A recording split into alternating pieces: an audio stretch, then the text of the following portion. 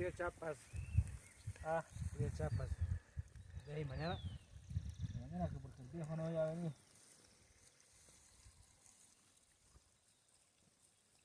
Voy a mirar a ver si salía, si conseguía carro que lo llevaba ahorita y ahorita que lo va a conseguir así.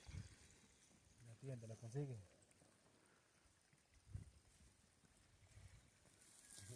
Eso, para ellos, ¿no? Hoy.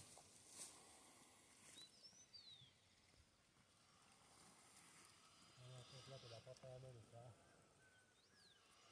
No hay que queden. Tiene ministra que nos traiga almuerzo, nos toca fácil almuerzo hoy. Por eso.